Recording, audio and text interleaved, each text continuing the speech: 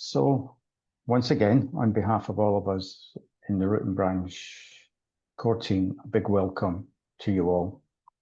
As you know, we are in the United Kingdom, where it is 6 p.m. in the evening.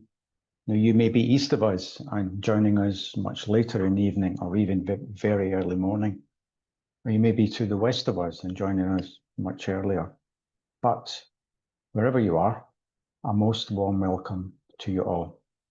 And I want to say a very special welcome to those who are joining us for the first time. So hello. If possible, could you please say hello to us in the chat function and just let us know where you are from. We do like to know where everybody is coming from, wherever you are in the world. We are delighted to have with us three excellent speakers, Kochurani, Miriam, and Luca, who will share with us the depth of the work of Hans Wijngaards, who had so much to say on the subjugation of women. Yeah, sit there, and I'm going to move this up. Yes, actually, I'm going to move this low one. We have some background noise. Our three speakers will be formally introduced to you later on in the session. After they've spoken, there will be time for questions and answers.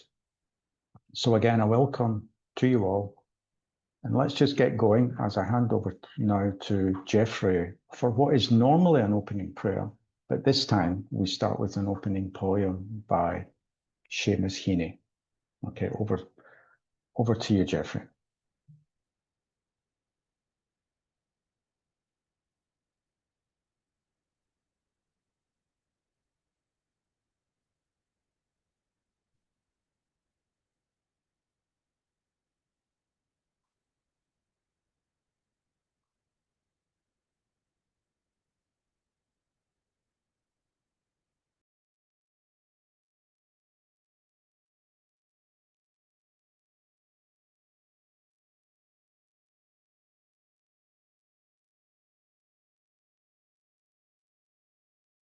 Hello everyone and welcome. So, hope for a great sea change on the far side of revenge. Believe that a farther shore is reachable from here. Believe in miracles and cures and healing wells. If there is fire in the mountain and lightning and storm, that a God speaks from the sky, that means someone is hearing the outcry and the birth cry of new life at its term. It means that, once in a lifetime, that justice can rise up and hope and history rhyme. Let us hope and pray that hope and history may rhyme with Leo XIV as he listens to the voices of women and men who rise up in the name of justice. Thank you, Jeffrey. Beautiful poem. And really, I think setting the scene, what's going to be a fantastic event. Root and Branch and our sister movements have reason to be very grateful to John Hans Wijngaards, whose legacy we celebrate today, for his groundbreaking research rooted in church tradition into the advancement of women's equality as a Christian ideal, and for his courage in 1998 in taking a stand for gender justice when he resigned his priesthood in response to Pope John Paul II's declaration that women could never be priests and that the issue should never be discussed. But Hans did discuss the issue openly, widely, authoritatively. He was a prolific writer challenging what he saw as an intolerable act of discrimination. The global movement for equality has benefited enormously from the fact that his works have been translated into many languages. And thank God he lived to see the publication of his most recent book, Why Christ Rejects All Church Prejudice Against Women.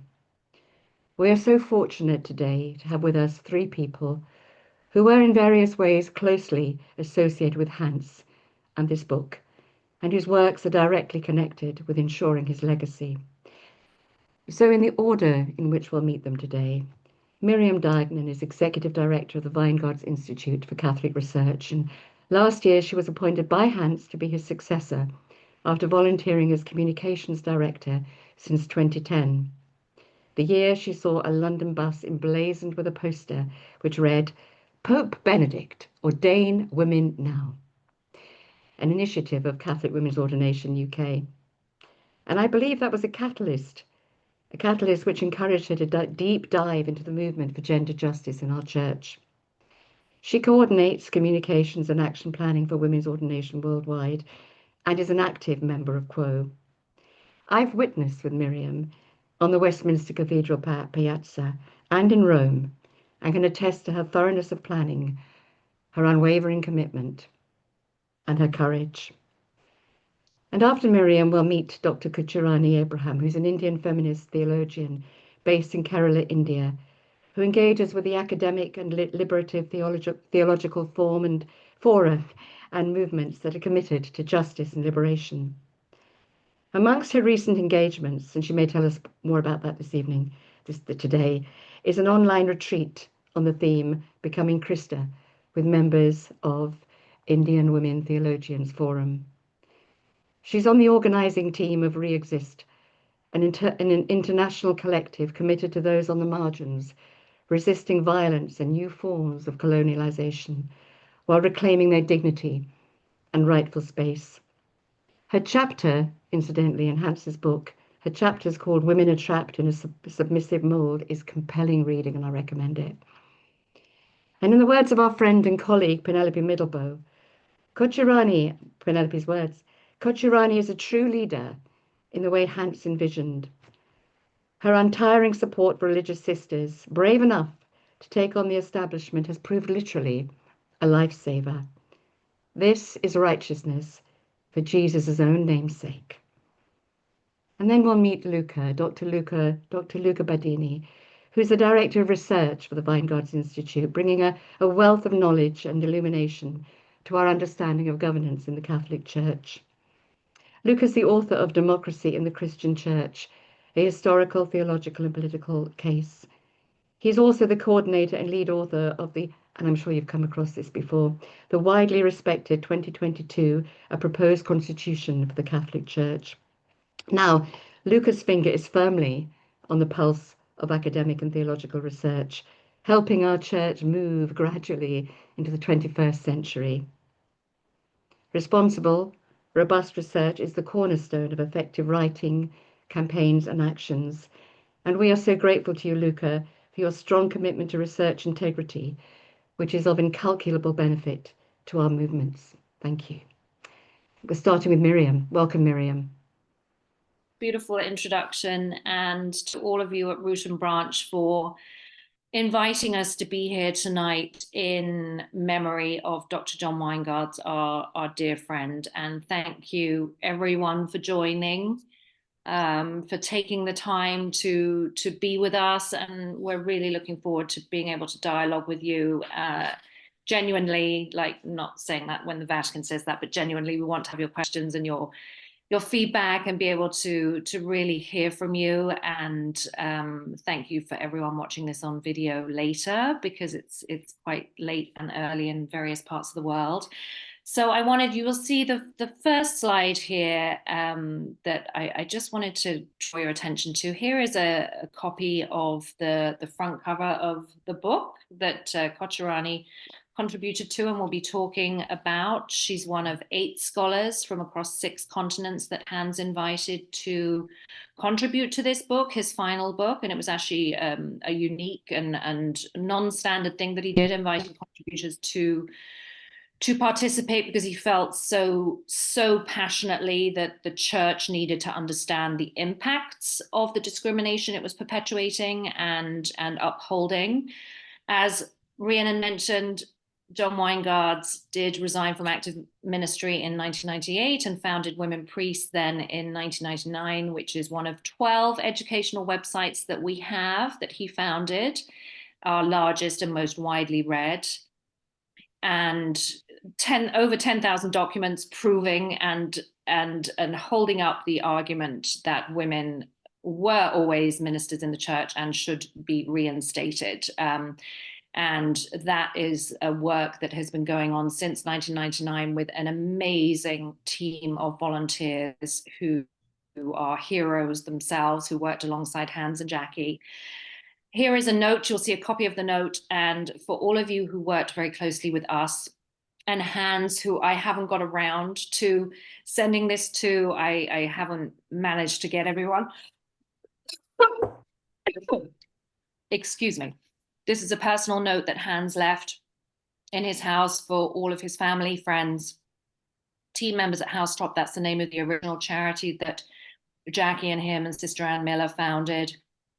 And he wanted to say to you all, everyone here, thank you for having accepted him as he was. And he says, I wish each of you the very best. We will remain united in Christ. And it's a beautiful message that he wanted all of you to hear from him. And so we will talk about his final book now, and really in memory of him and in giving, a testimony to his life. Hans was really a man on a mission against misogyny. He was so fired up with passion and urgency. He could not understand why the official Catholic Church could sustain and was sustaining this ban on women's ministry. For him, it was a matter of justice, and it was so urgent. So I think the main thing, the topic of tonight, which we changed, Rhiannon and I were together in Rome, and we discussed the Root and Branch evening, and we decided to change the title to What Would Hans Say to Leo, based on the new Pope, as if he could, read out this book and speak to him directly. The main thing he would say in his wonderful Dutch way is, for God's sake, do it now. And he was so passionate. He was so engaged up until the end. He finished this book, as Rhiannon mentioned, finished this book shortly before he died. It was published already in the US. It had just come out on Kindle ebooks. It hadn't been printed in the UK. It was printed after he died, but he knew, I told him a couple of days before he died, that it had come out in America. And so he knew it was out in the world, and it really is his sort of final testament and prophetic cry, as Kocherani says. He was emailing the dicastery for the Doctrine of the Faith 1 month before he died. He was still so engaged with the urgency and the appeal. And so I like to think, and if we move on to slide 2, you will see our pink smoke, beautiful image of our pink smoke in Rome, the morning the conclave opened. And there you will also see a quote from Pope Leo. He said this at his first mass with all of the cardinals when he was made Pope, May the 9th. And he said, basically, I believe what I'm interpreting from this is moving away from the focus on the personality of the Pope and making space for the focus on Jesus, again, as we should, as a faith group. He said an indispensable commitment for all of those in the church who exercise a ministry of authority is to move aside so that Christ may remain, to make oneself small so that he may be known and glorified, to spend oneself to the utmost so that all may have the opportunity to know and love him. And so I think if John Wijngaards' Hans had 7 minutes with Pope Leo, he would give him 7 strong messages. And the first one would be exactly as Pope Leo has said here: focus on Jesus. Do not focus on the Roman Curia, what the cardinals say, what the priests want, what your clerical friends want. Focus on what Jesus said. The book before this one, just last year, is also about Christ's idea of authority in the church. Get back to the original mission and the original teaching of the man who we claim to follow. And I'm very glad to hear that Pope Leo is focusing back on Jesus and not just internally in the Vatican. The second thing he would talk about is authority. That authority in women is natural and good, and it is innate in them just as it is innate in every priest and every man. And Hans was very, very upset by the results of the US election in November 2024. So just before he got very sick, he said the reason that Kamala Harris lost the election was because, due to, in large part, the interference of the American bishops and some things that Pope Francis said too. And it really was the teaching that women cannot hold authority, the suspicion of women who seek leadership, and that they cannot be trusted, and it's somehow not natural. That is a message perpetuated by the Catholic Church, as well as, of course, the obsession with abortion. So Hans himself was saying the obsession with abortion and the lack of authority in women is the cause of this great tragedy for America and the world.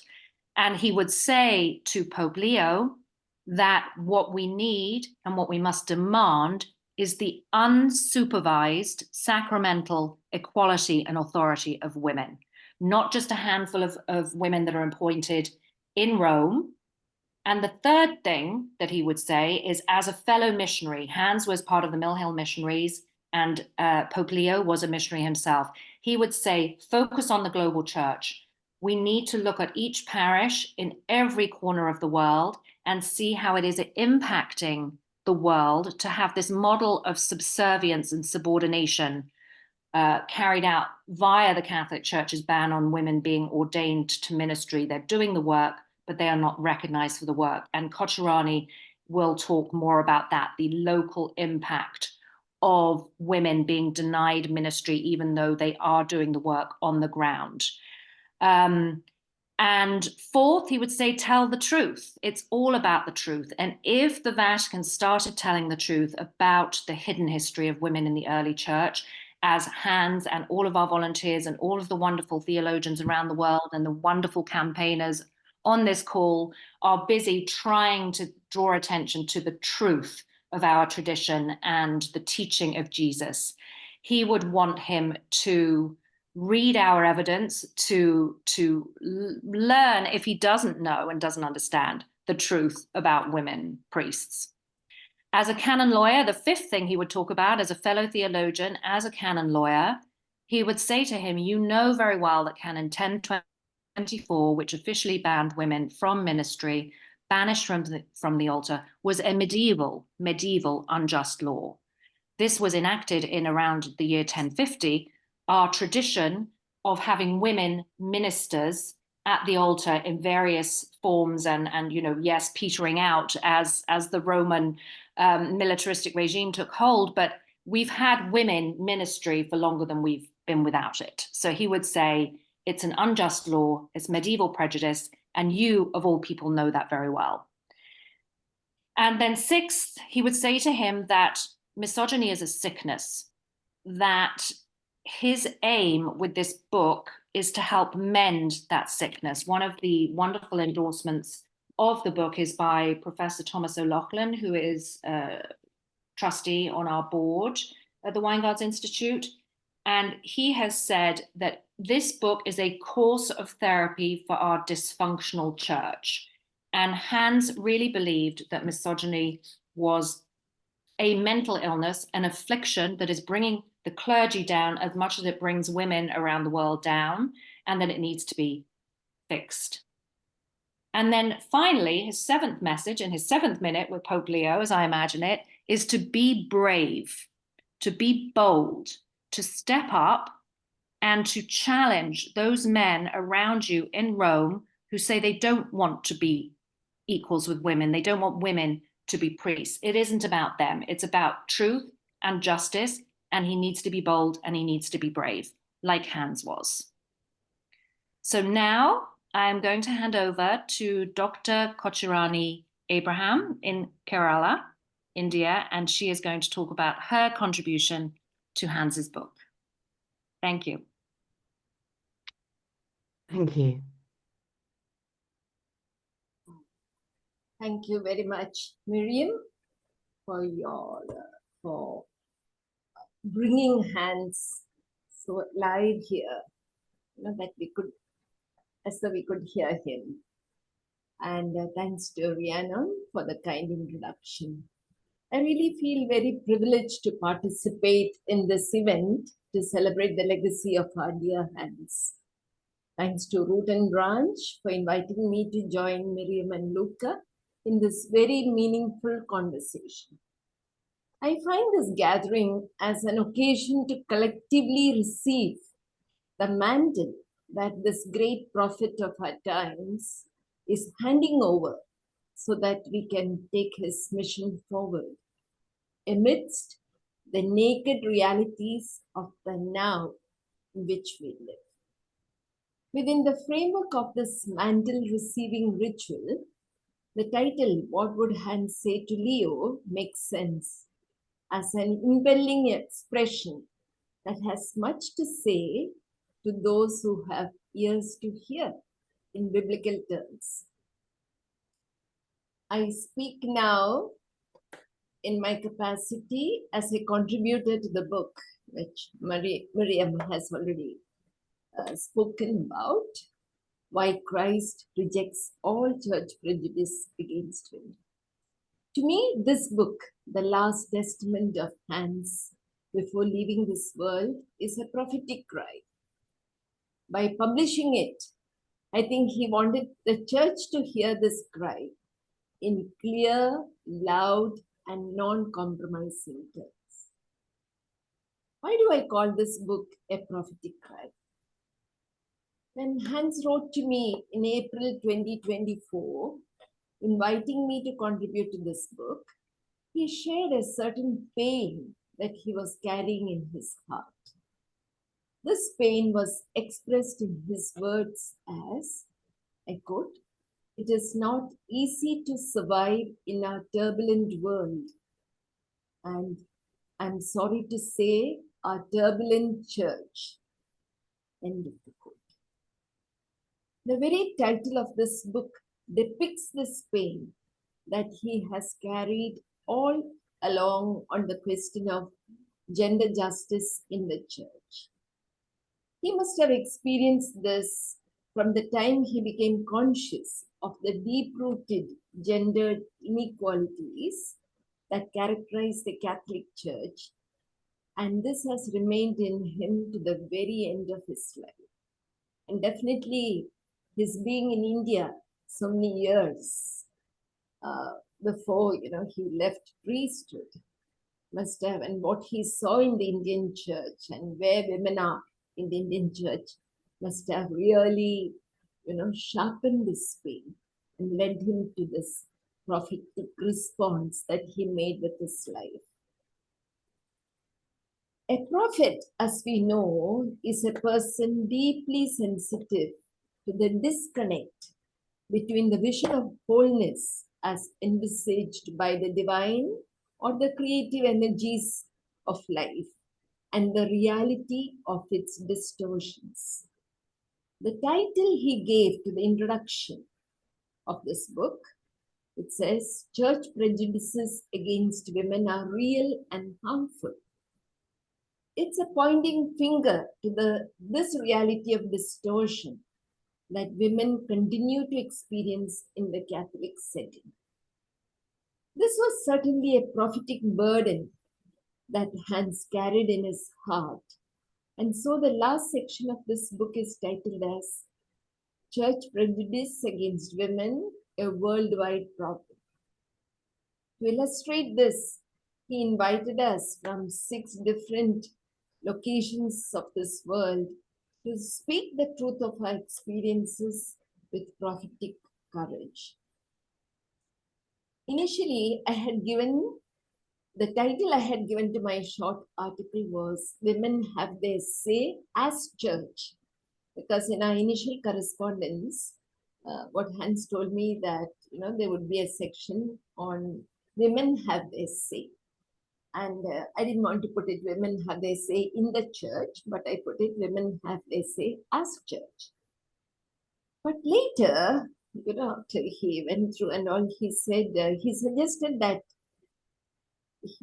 he would like to change it to women are trapped in a submissive mold. Initially, I was a bit apprehensive about this change, but then I thought, okay, I trust his wisdom. I could comprehend the reason behind this move, the change in the title, only when I got the printed version of the book in my hands. and read his words in the introduction to this section, which says, the Catholic Church is very, very far from having gotten rid of ancient prejudices and from doing justice to it. This gives me the key to decode what would Hans say to Leo. Undoubtedly, Pope Leo comes across to the world as a man who is committed to peace and social justice. He has made this explicit ever since his first public appearance as the elected Pope. In response to this appealing image of Pope Leo as a man who desires peace in every heart, in the family, and across the globe, I imagine Hans reminding Leo that true peace is founded on justice. He would draw Leo's attention to the question of peace within the church. Because if we listen to the different talks or homilies Pope Leo has given, he speaks about peace in general, he speaks about justice in general, but not to what is happening within the church. So I imagine Hans would ask him what peace and justice would mean if women continue to experience exclusion, if they are set aside to the periphery, used as cheap labor, and at times even abused sexually by clergymen. Through this book, Hans is telling to Leo that more than ever, the church needs peace founded on gender justice within its own boundaries. Further, Pope Leo has openly acknowledged his intention to continue Pope Francis's commitment to promoting the synodal nature of the Catholic Church. Before this assertion, I imagine Hans would insist that the reality of ecclesial life as structured and controlled by male clericalized hierarchy is far from being a synodal experience. It is for these reasons that I find this book a final prophetic cry by Hans. I think the English word cry is a bit mild. Perhaps the Spanish word grito expresses better the angst of Hans. It is a grito that screams aloud that the church cannot become what it is meant to be unless and until it is cleansed and freed of the prejudice against women that is so deep-rooted in its structures. The book shouts aloud that women's lives matter. The challenge before us, as we receive the mantle of this great prophet, is to continue his grito through our lives, not just in our conversations with Leo the head, but in the everyday grounded experiences of being church, wherever we are in the world today. Thank you.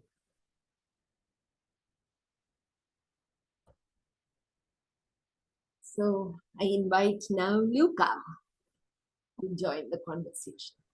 Thank you, Coach Rani, and thank you, Rhiannon, and everybody who has organized, who has helped organize this wonderful evening. And thank you all for being here.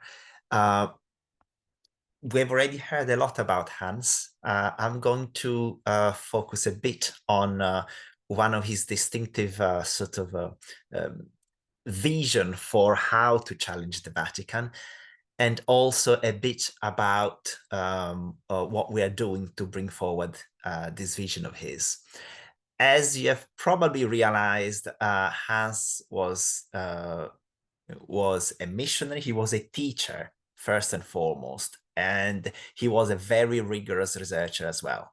And what he wanted to bring to challenge the Vatican was the weight of academic evidence. He did that from the very start, when he started he started doing research initially with a pretty open-minded on the role of women in the church back in the mid-70s in India. And within a few days or weeks, he very quickly realized that all the traditional arguments for excluding women from ordained ministry were incredibly outdated and flimsy. I think he actually, struggled to believe how weak they were.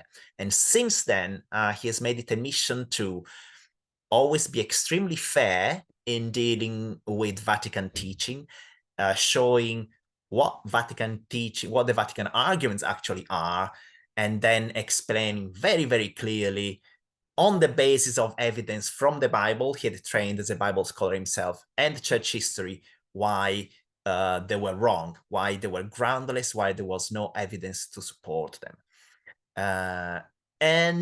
Now, today, those arguments, the arguments from the Bible, from church history, maybe a bit less important, but he really think, and he says so in his latest book, on the very second page of the latest book, the one that was Miriam and Kochurani talked about. In the very second page of the book, he wrote, "Women are culturally on the path of emancipation in most countries. But this is not enough to erase the religious bias in Christian communities," and he underlined the religious bias. "What matters here is God's judgment as revealed in sacred scripture, and of course, especially how Jesus Christ showed that he wants women to be treated." And here's the kicker. He wrote, "That is why in challenging the prejudices against women, I do not rely on modern secular reasons, but on the verdict we find in scripture." He said, basically, so many people in the Vatican, first and foremost, want and need to look at the Bible and at church history as a justification for what they're doing. So we need to meet them on that level. Of course, there are many other reasons as well from other disciplines. And he used them, and we use them as an institute. But he was always very, very careful to meet the Vatican where they are, on the grounds of the Bible and of church history. And that's why womenpriest.org is mostly focused on there is a whole scripture section about women in the Bible, and then sections on church history, on historical theologian, and so forth, going on all the way to more contemporary theologians. So one of the things that Hans was very keen about, and you can see that in, can we have the first slide? In the first slide is that he saw the mission as the institute as that of challenging the hierarchy via academic analysis and qualified criticism of false and harmful teaching. And I'm going to read you a paragraph which I find very beautiful. It's one that he mostly penned when we were sort of brainstorming a short statement, vision and mission statement for the Institute 2 or 3 years back. I'm going to read it to you. It came out from him. "In order to survive as a force for good in the world, the Roman Catholic Church needs to update herself. Human rights, which official Catholic teaching encourages states to respect, should be fully incorporated in canon law. Synodality, co-responsibility, and democratic accountability should be implemented at all levels of church decision-making. Women should be restored to full equality, including access to ordained ministry. Sexual ethics must be stripped of ancient misunderstandings. Our institute does the academic groundwork to make such reforms possible." And that was his vision, to provide evidence-based research to the Vatican to help them see the light and change on those issues. The issues he looked at, and that as an institute we've been looking at, and we will continue to look at, are sort of the fairly well-known hot button issues. contraception, he looked at them since the 70s as well. Divorce, same-sex unions, mandatory priesthood celibacy, and the last but not least, of course, the exclusion of women from the ordained ministry. I've already said everything about it, but there you will see a couple of photos. The first one was from March 2017. Hans is second from right. As you can see, there is myself, Miriam, Professor Hille Hacker, Professor Moral Theology,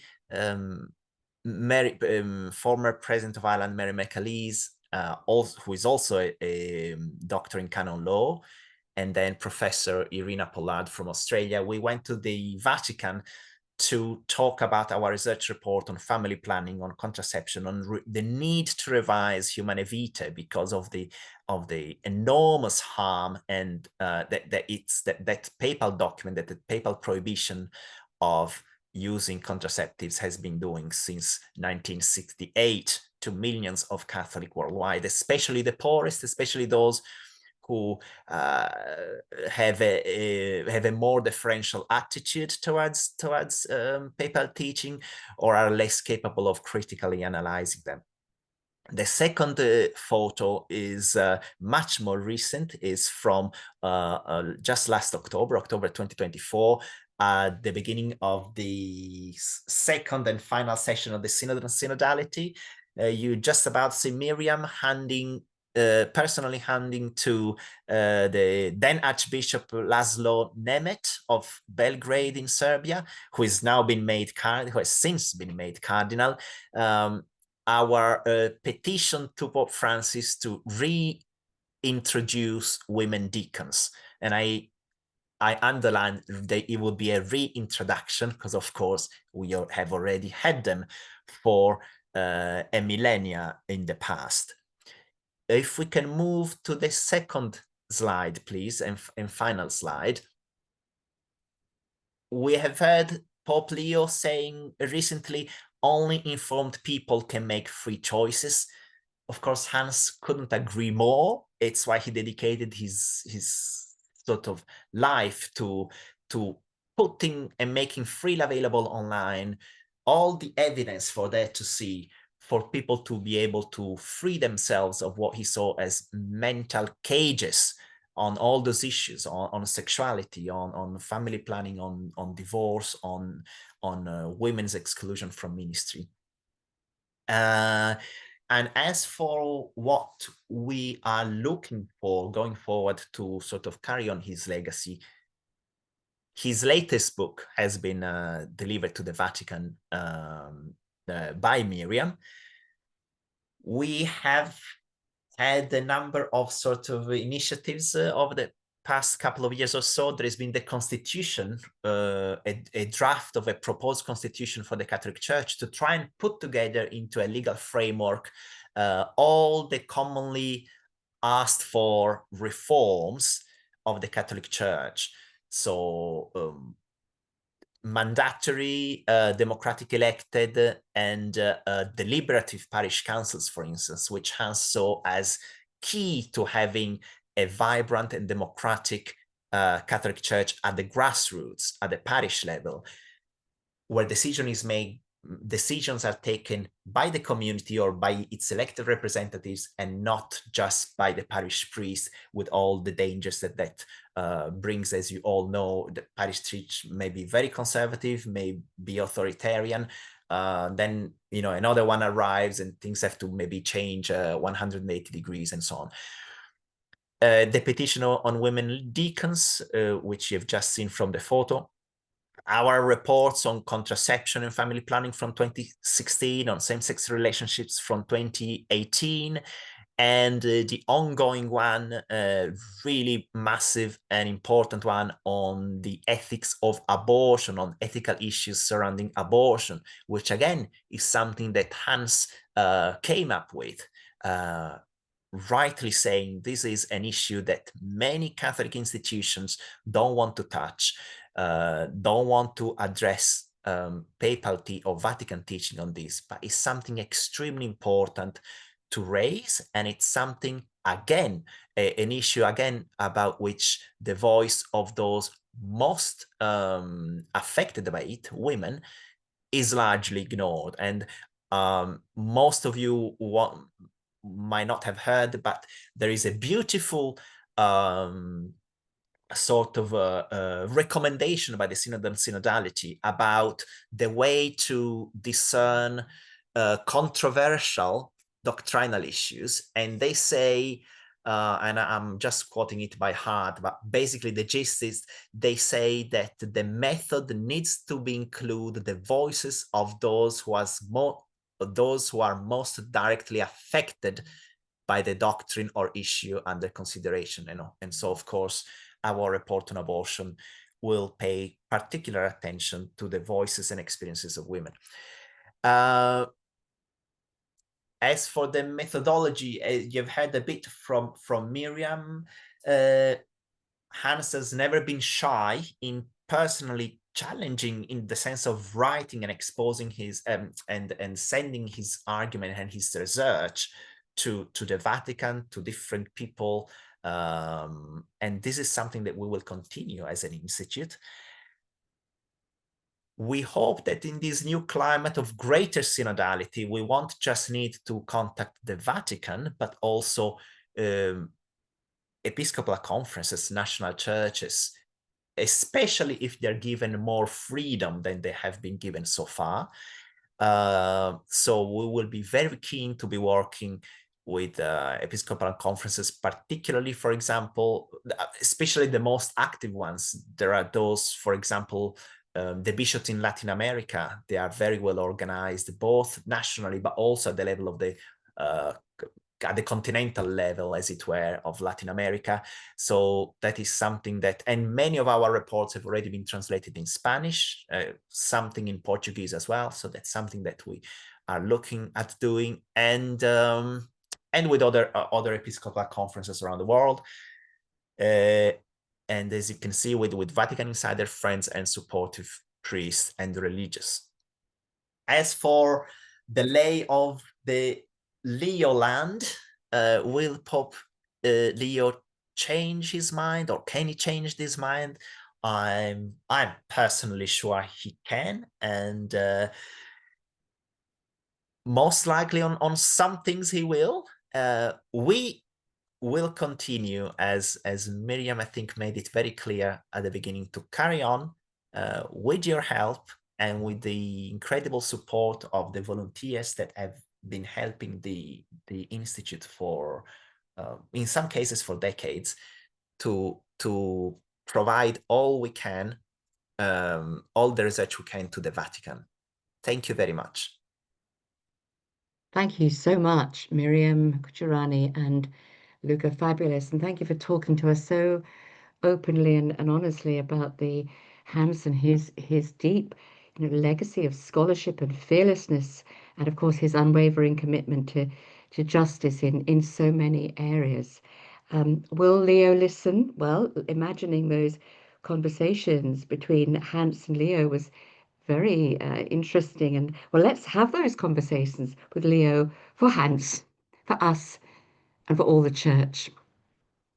Thank you. So now, folks, we come to the moment, the period. I think we've got about 35 minutes, half an hour, 35 minutes, good length of time, for conversation between us all. So questions, observations.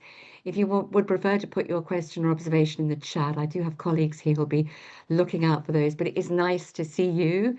So hands up, if you can use the electronic hand, so much the better, but we've got eagle eyes looking out for hands up in whichever form they come. If you could keep your observations or questions reasonably brief, then we'll get lots in. I think it's going to be a very rich discussion. Thank you. Rennie, hi, over to you. Welcome. Thank you. Hi.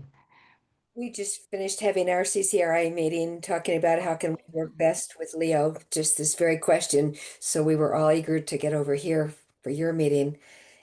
But I recognize that Leo is both American and Peruvian in citizenship.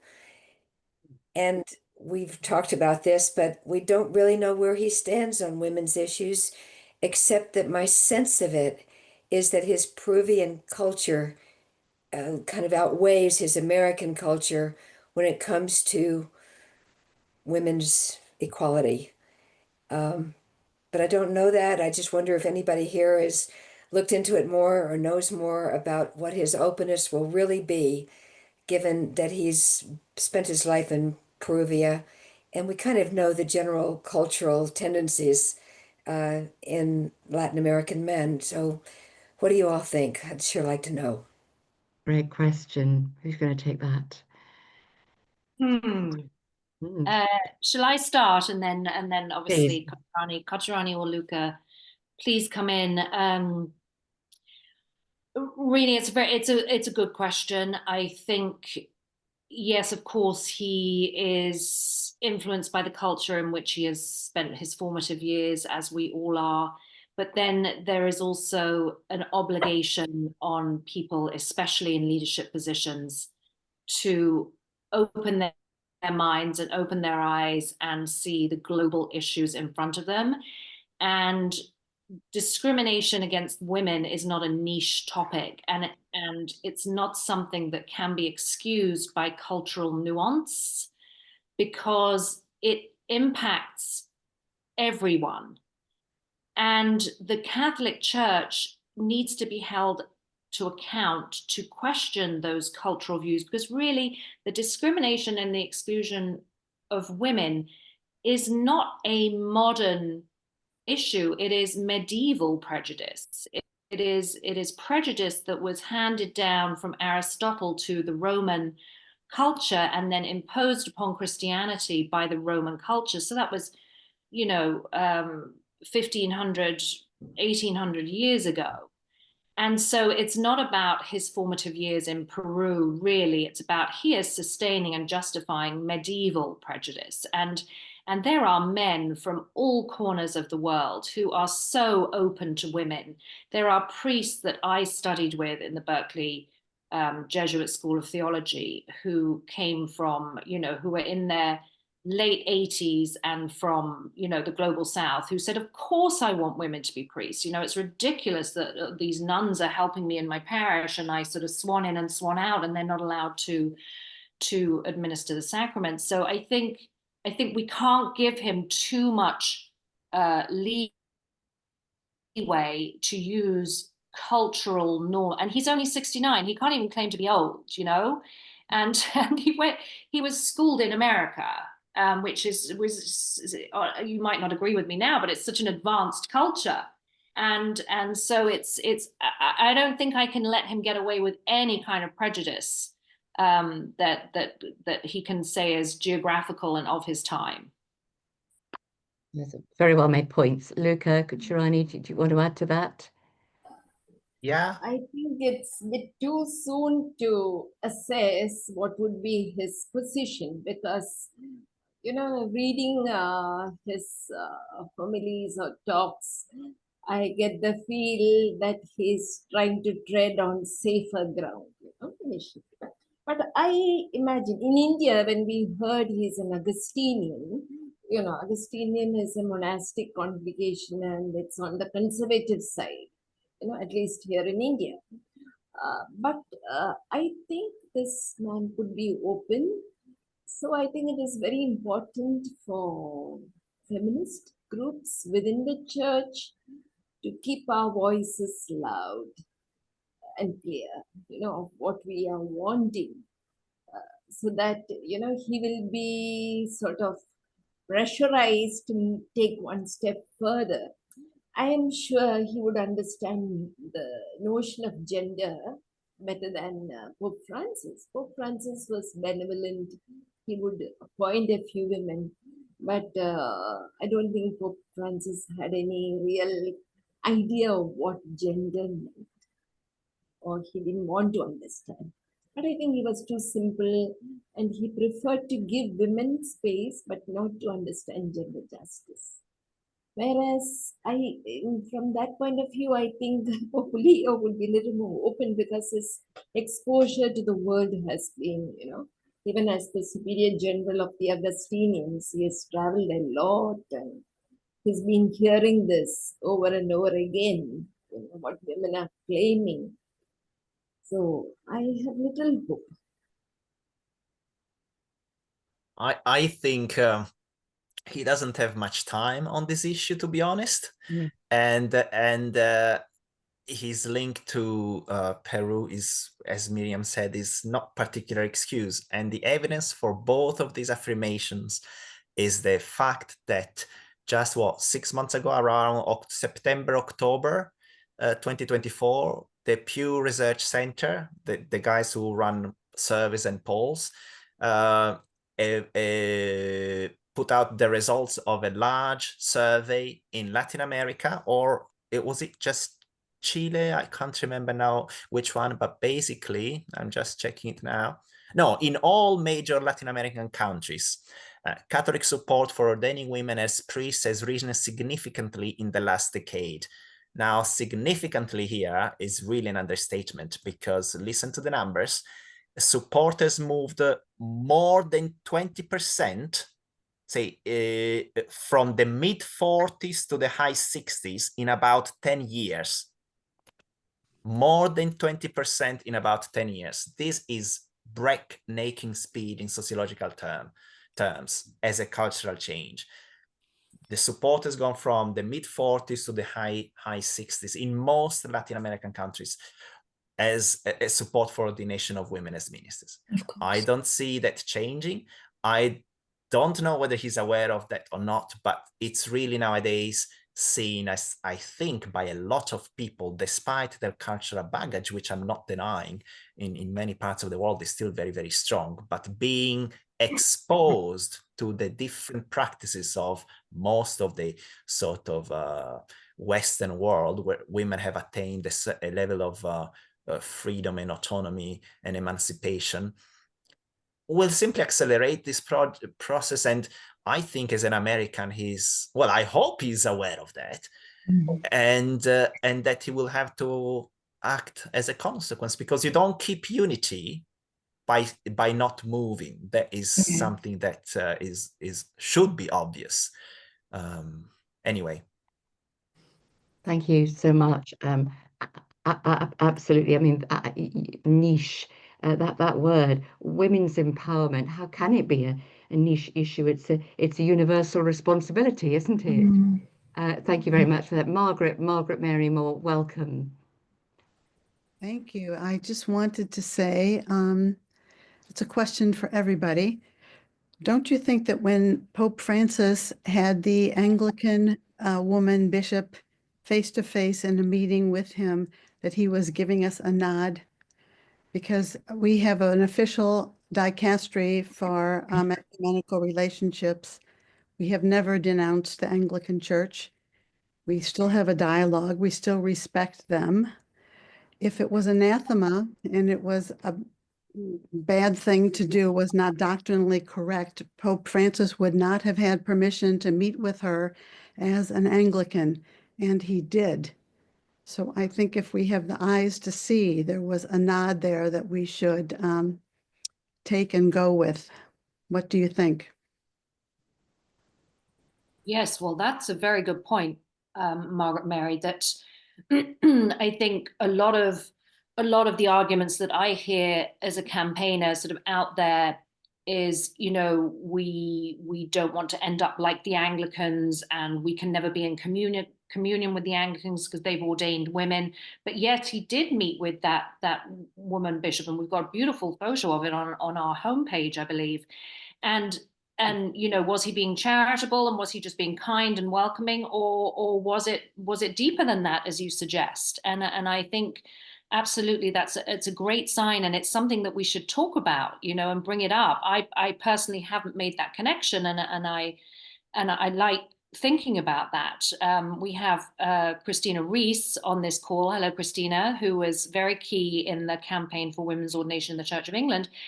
And of course, they achieved it. Well done, you. But she has said, I still see prejudices in the chat and discrimination in the church, because so many people, men and women alike, very important point, have been infected by the ideology of patriarchy. I want all Christian churches to declare publicly that patriarchy is incompatible with Christianity, and what a wonderful start that would be. So thank you, Christina. That's absolutely right. And the fact is that the Pope Francis, was at the highest level. He doesn't do stupid things. He was asking us to open our eyes, and oftentimes symbolic meetings and gestures have a deep degree of importance behind them. And surely he met Queen Elizabeth II, who was head of the church. You're right. Thank you for that important, yeah, good point. And thank you for that important question, Margaret Mary. Ali, welcome. Your hand's up next. Hi, Ali. Could you unmute, Ali? Is muted. Hi, I Perfect. just want to speak a little bit about my perspective on the Latin culture with respect to women and how it's changed over the years and where it is currently. And I'm speaking to it as somebody who is fairly immersed in it. I first was put in school in Mexico when I was 13, and I have a home in Mexico now.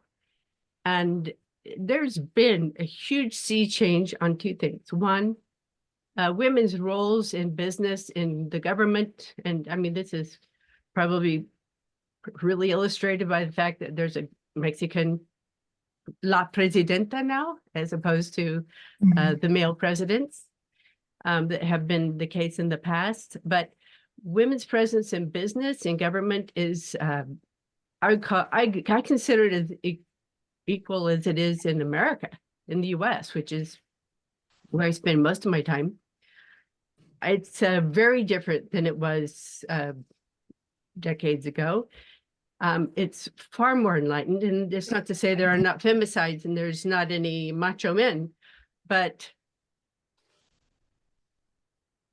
there's not that many relatively.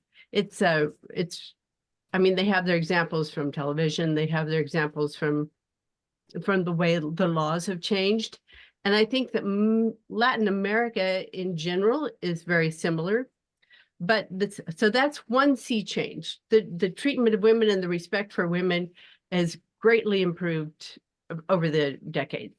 And I don't really consider it at this point lesser than in America from what I have witnessed in the places that I have been. So that might be influential. That may have affected Leo. The second thing is the evangelical churches have made huge inroads in Latin America. And some of those evangelical churches give women pretty high profile roles, including as, the main preacher. So that's not to say they all do, but some do. And the women's prophetic voice is often elevated in these churches more than you would ever see it in a Catholic church.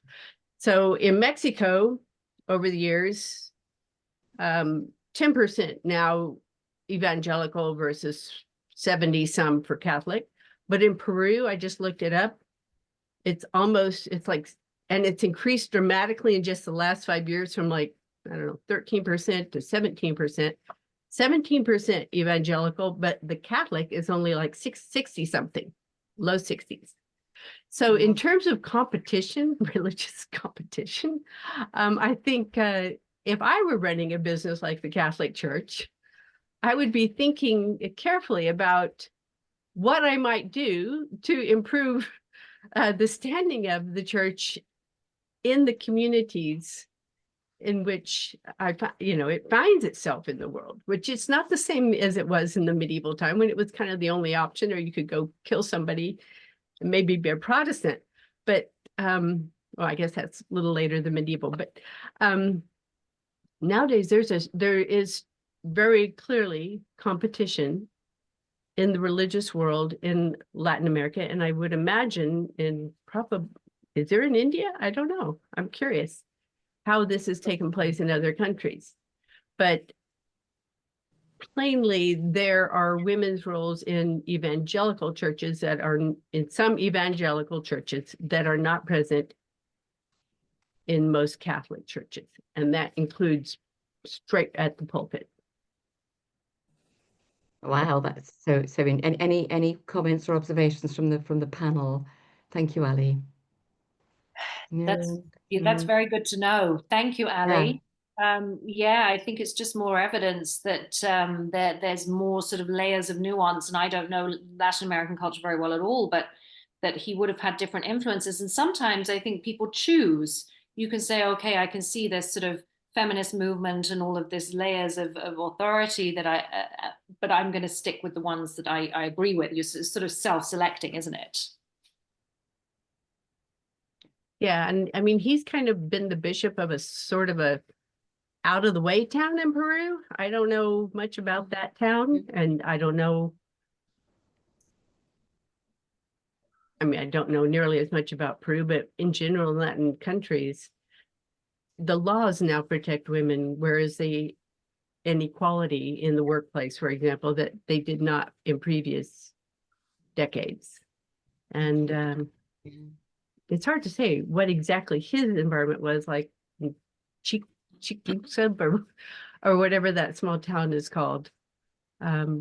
But you know, I think it's hopeful when you yeah, when you hear when Lucas says that the rise in the approval of women, of the ordination of women, has really risen in Latin America. I would think that there would be really no way that he seems like a fairly logical, academic, well-read person, he could escape interacting with that amongst other bishops, other people in his parish, and just being aware of it and being, you know, slowly transformed. I mean, what he might have said 10 years ago may not reflect where he is today. I was really interested in what you said in particular about the evangelical church in Latin America. And I was thinking when you said that about particularly the independent evangelical churches in the West, and how gender justice is still a big struggle, a big thing. And you know, we do our best to show solidarity with our sisters and brothers in other churches. And so thanks for that other perspective. Right. Chirani, do you have something to say about this, or should we move on to the next? That was so interesting, Ali, the observations and questions. Thank you. On the question of quote unquote competition, yeah. You know, I wouldn't call it a competition. You know, there is a competition between Pentecostal churches, not on the women's question, but on, you know, getting numbers to their fold and, you know, such things. You know, in India, we've had conversations about the ordination, and we find that even churches like Church of South India, which is more right with the Anglican Church, Church of North India, and some of the Lutheran evangelical churches here, they ordain women. But I really do not think the ordination has brought about equality per se, you know, in the gender equality. In some churches, women are ordained because as per their constitutions, women can be ordained. But, you know, women are still given marginal parishes and remote places and all that, you know. So, because the patriarchy, for example, the cultural impact of patriarchy is so strong, you know, even though some laws or policies change in the church structures, it is still, the mindset of people is still very marked by patriarchal thinking patterns. So that is where, you know, I would think, Catholic Church needs to understand, needs to really commit itself to understanding what is gender justice. Then ordination will come in as a consequence. You know, it has to understand this as a right that women have of being humans. So that even that's my fear. Even though Pope Leo may be open, but because of this whole heavy weight of tradition that he gets into, unless they are really revolutionaries, you know, they cannot break this easily. So we can wait and see. Thank you, Kutchari. That's really interesting. Thank you so much for that observation and response. We're coming now to, in a moment, we're going to have, I think, one of my colleagues is going to fish out a question or observation from the chat. But in the meantime, Mary Ring, over to you. Just having Ali amongst us. Yes.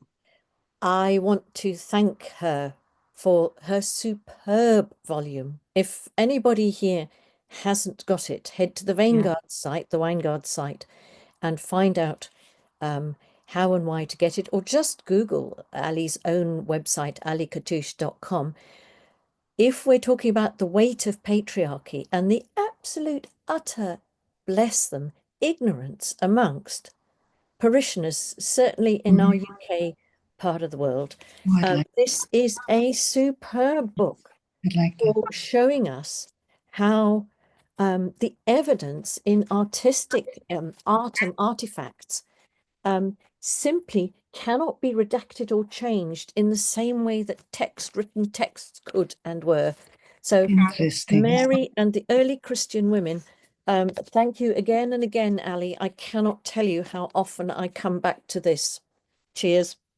Thank you so much. Yeah, absolutely, Mary. It's incontrovertible evidence, isn't it? And Ali, some of us will remember Ali coming. Ali, you remember yourself coming to Catholic Women's Ordination to one of our meetings, an AGM, some years ago now, I think, and your words still resonate with us. Thank you. Any comments, or should we move on to Mary Varley? Thank you, Mary, for that. Mary Varley, hi. Yeah, I was thinking about fruitful areas for more academic research. And I think something we could really think about is sexual abuse and male sexual abuse, clerical sexual abuse. We know from our secular research that although women are sexual abusers, the sexual abuse is far, far less often than men. And I contacted the Church of England to ask them, had they done any research on the difference that ordaining women priests had made? And the answer was, well, no, we don't know of any. Well, I think that's an area we could really look at, because one of the most powerful arguments for change is around the way power is abused sexually by men in the Catholic Church. Thank you. Sort of shocked but not surprised by that response that you got there, Mary. Any of our speakers want to comment on that? It's an area that's ripe, Mary, suggesting for research. Yes, Mary, and the topic of abuse is one that we are definitely considering exploring. We have, as Lucas said, we've got another priority right now. The thing is, you know, as an academic research institute, there is no theology that justifies the abuse of children. But what there is worth examining is how the formation of priests, how the concept of clericalism and their belief that whatever they do is somehow ordained by God, which is something I have heard priests saying, if I do it, it can't be wrong because God chose me. I think that there are so many things to explore and expose and unpick around sort of, you know, wrong formation and clericalism. And a lot of questions in the chat are talking about the concept of clericalism, which is a massive, massive issue. One that directly relates to women, but also to the abuse scandal and crisis and all of the suffering. That concept of being special and above and you know, to act with it with impunity.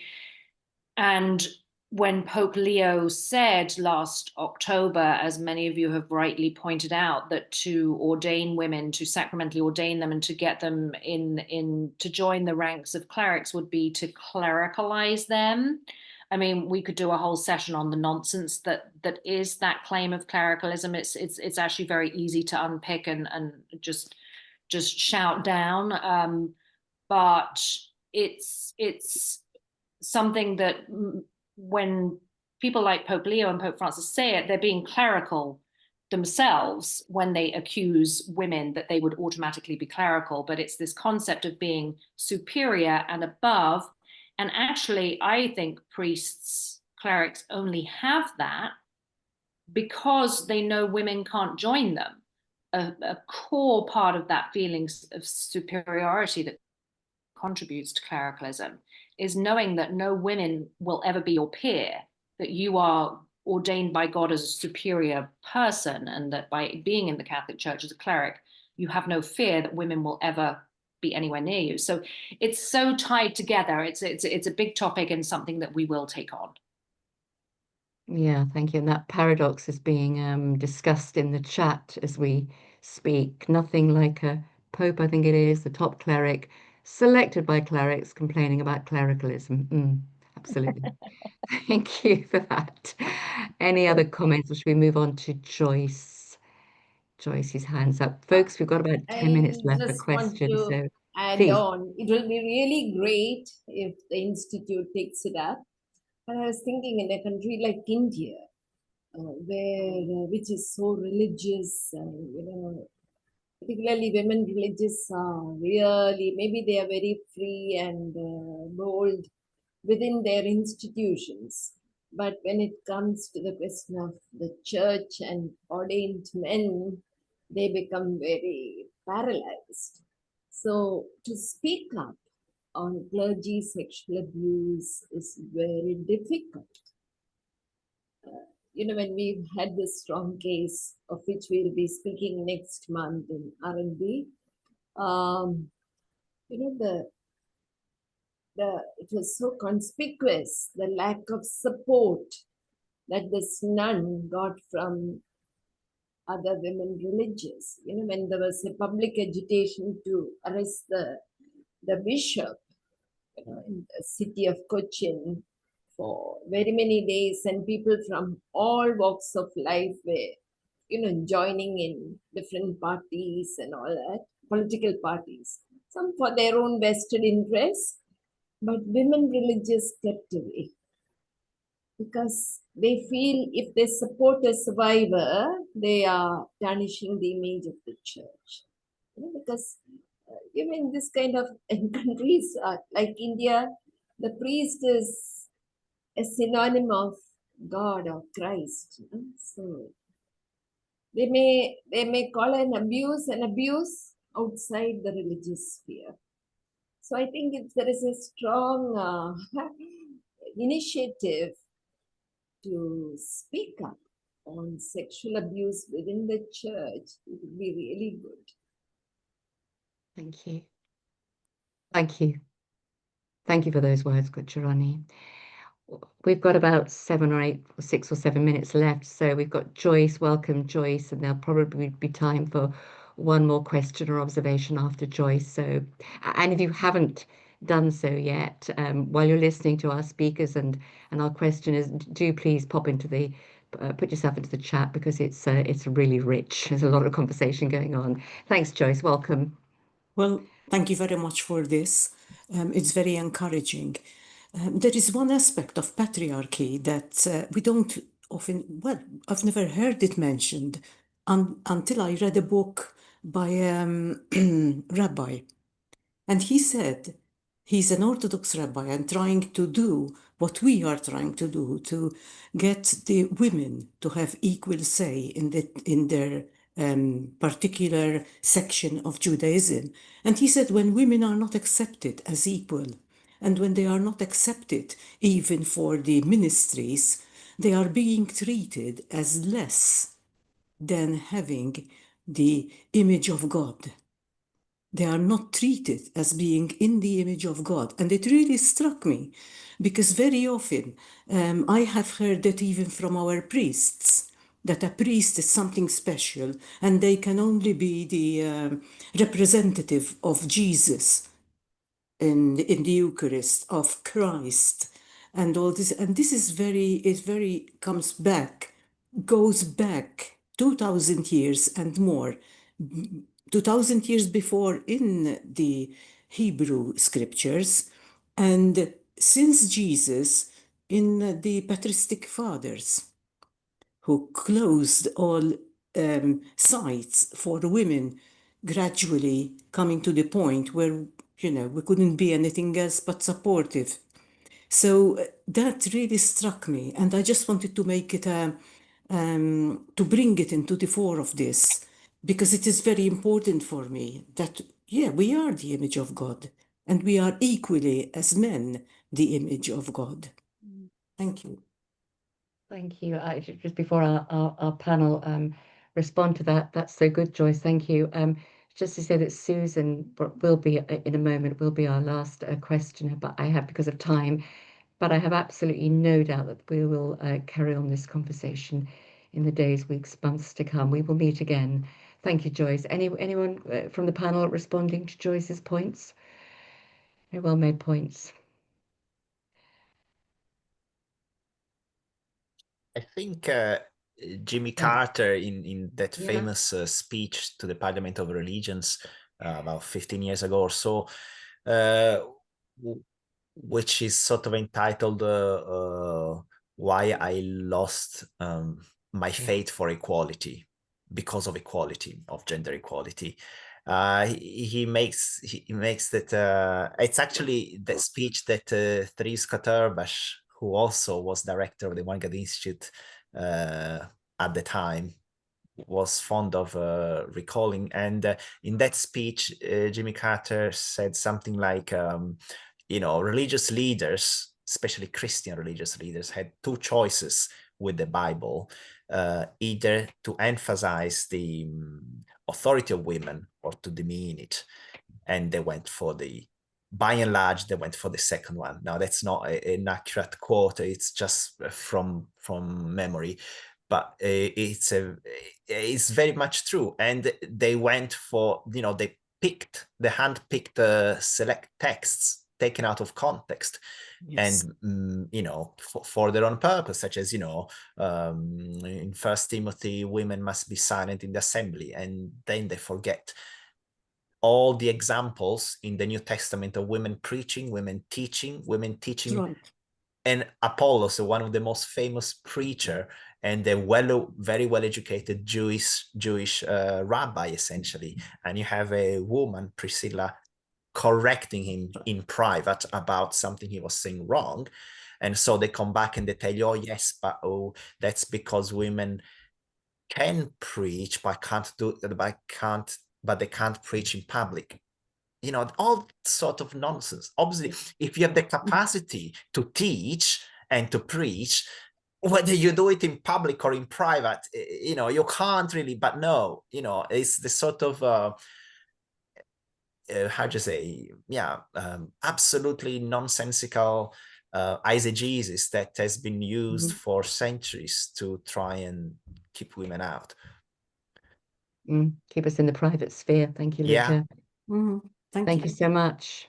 Thank you. And thank you, Joyce. Unless Miriam and Kuchirani to come back on that, can I move swiftly to welcoming Susan and her cat? Right. Thank you very much. Good to be here. I'm asking myself questions about what kind of tools do we need in our toolbox to dismantle this deeply rooted, tightly ingrained misogyny that's driving the prohibition against admitting women to all ordained ministries. We've been working on this for a good 50 years using all different sorts of theological approaches. Hans has done it brilliantly. Many others have worked on it. We get just so far and no farther. So there's something else blocking it. I suspect it's on the psychological level, the level of psychological misogyny. So my question is, do we need different tools? How do we identify those tools? Where do we go from here to make more progress? Yeah. Susan, brilliant point. I think let's, in an ideal world, we would invade the Vatican. We would kidnap. We tried that, haven't we? Well, not hard enough. I think let's have another go. So right. Yes, and Therese Katterbach's idea was to abseil repel in through the windows, and we kidnap all of the clerics and we force them to have therapy, because it is a mental illness. And Hans said that it is a mental illness. This misogyny runs deep and it's disgusting. Like, it's really the certain men that we encounter, those of us who are in you know, and around the Vatican and having these conversations and trying to be heard, the vitriol and the viciousness that you encounter, it is not normal. It is not a matter of theology. It is a matter of deeply rooted misogynistic malaise. And yeah, that's my only practical suggestion. It may not be that practical. Luca, Gujarani?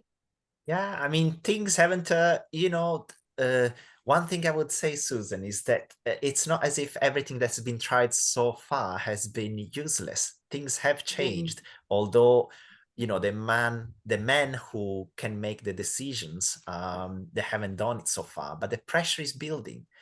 And I've been struck by something that Mary McAleese said a couple of years back. I think it was the Spirit Unbounded actually event in Rome, 2023, to coincide with the first session of the Synod on Synodality. She said something like, you know, that we often regard, praise, say, Pope Francis for having taken the initiative here on this issue or on another issue. But the fact is, they are being forced by pressure from below to act. And I know that they haven't yet, not to the extent that we all want. They haven't done that on women, which is perhaps the most grievous of their, and haven't done that on family planning, where like 90+% of Catholics worldwide has demonstrated in belief and practice that they don't accept papal teaching prohibiting contraceptives. And it's been going on for 50 years, that one as well. They haven't moved yet, and they've put their head in the sands, and they will continue to do so as much as they can because of the, as we all know, the dysfunctional system whereby they're not accountable to us. They are a self-selecting, self-perpetuating caste, male-only caste. And so far, they've more or less been able to sort of partially ignore the growing voices for change. But I think it's really reaching the tipping point, and it's becoming more and more unsustainable. And I would like to say that I completely agree. I mean, Mary McAleese opened my eyes as a very skilled politician that this whole pivot by Pope Francis about synodality that many people have been praising him for, and undoubtedly it's been a wise move. It's not just been him. He's done that because I think he saw the writing on the wall that unless he started saying, we need to start listening to the people, we are going to be, kicked basically into extinction. Because all this talk about mutual listening, what it boils down to is that we, the clergy, have to start listening to them, because it's centuries that the laity has been listening. It's been a one-way listening.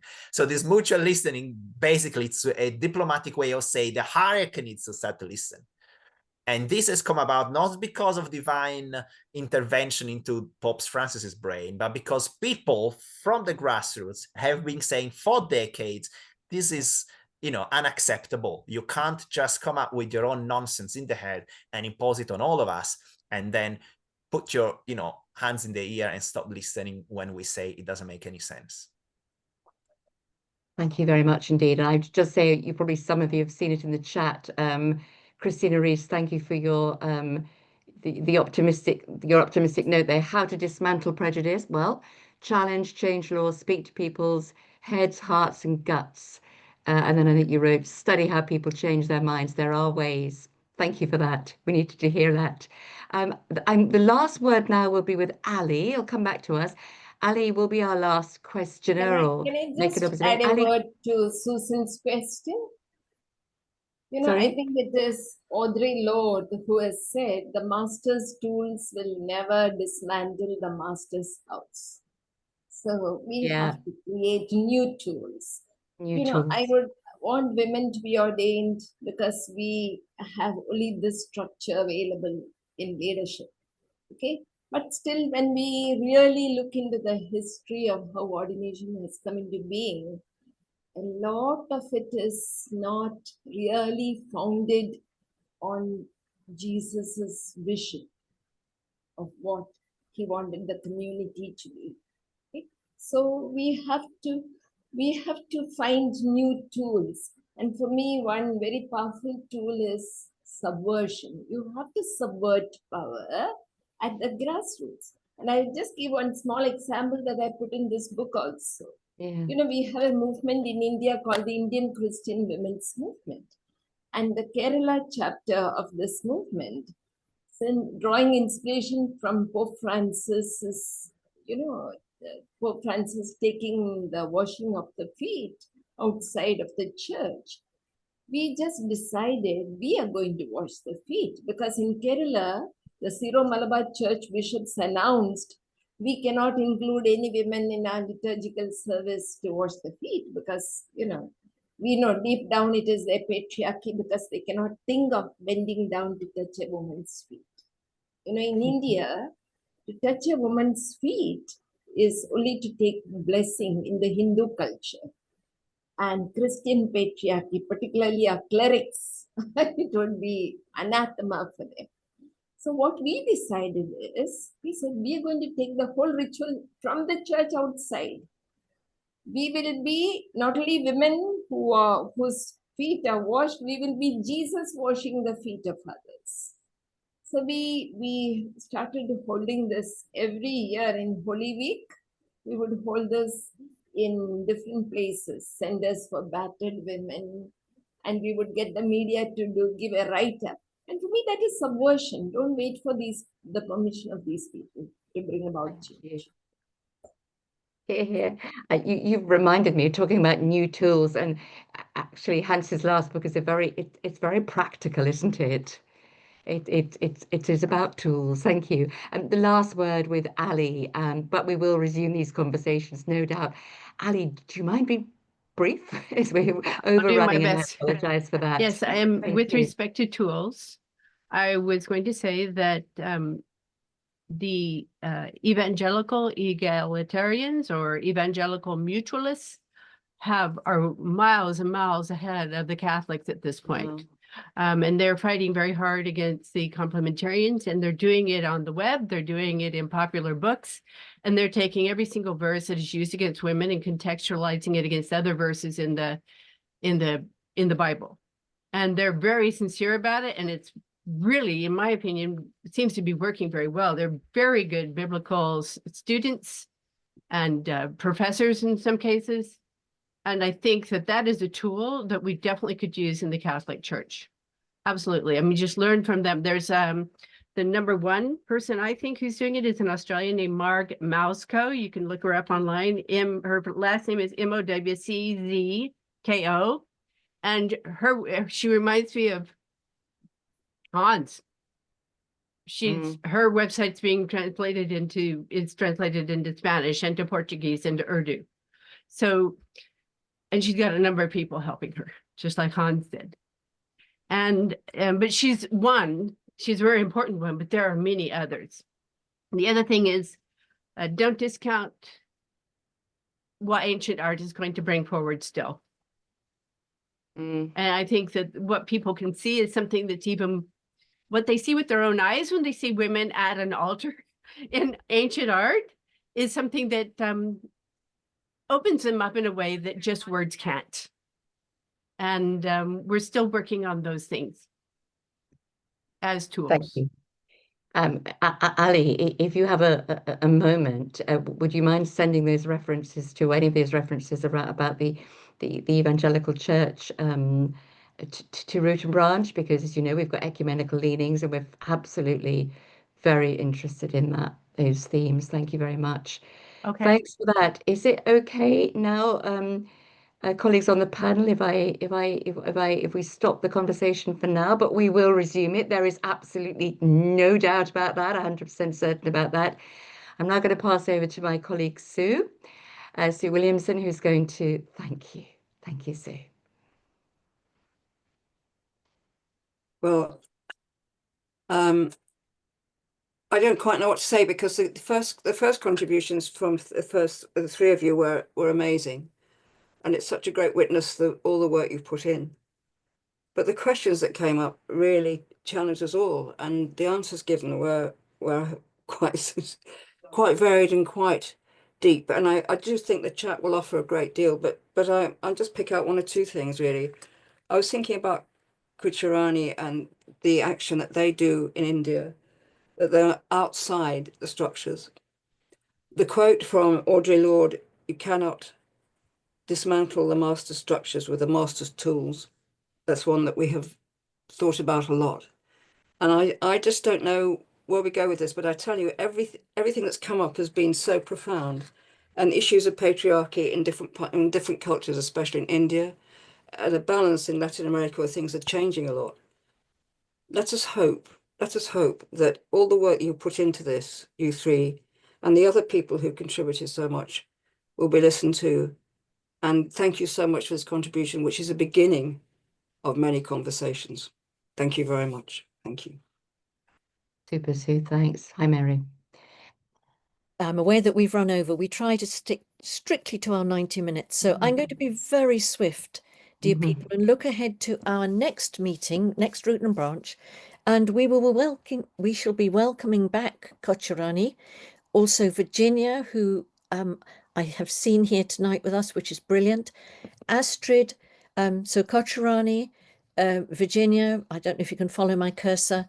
Astrid Lobogayawala, another tremendous name from Sisters in Solidarity, and our own Penelope Middlebow will be guiding us through an awful situation that many of us will have read about in the papers, and indeed Kocharani referred, I think, earlier on to this.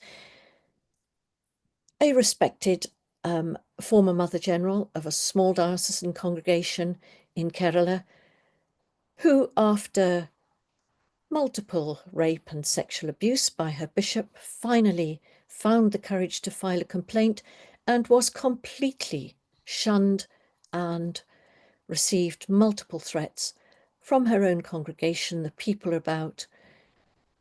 Just an appalling situation. Virginia, Kocharani, Astrid, 7 years ago, I think, could be more, founded Sisters in Solidarity and will be coming to talk to us. What happens in such situations? We've called the evening Stand By Me, what it means to be an ally. Come and spend an hour or 90 minutes with us. Look out for it in our MailChimp. We thank Mary, you. Mary. Isn't it a Saturday, isn't it? It's Saturday. You're right. Wonderful team. People are so right. I have got the wrong time there. Ignore. I will put it all out correctly on the MailChimp. It is a Saturday and at midday-ish. So please forgive. We'll put that right. Something to look forward to. Look out for your MailChimp. And could I just move on very quickly, please, to say thank you for the incredible, next slide as well, please, Peter, response that we've had to Papabile women. It's been amazing how many people have got in touch with us following this. Why not women capable of leading our church, a transformed leadership? Move on quickly, please, Peter. Just to say that if you can see on our website, as ever, under Papabile Women, please do look at the numbers. Many here tonight. Thank you so much. Wonderful people for coming to share with us. More than you can see here.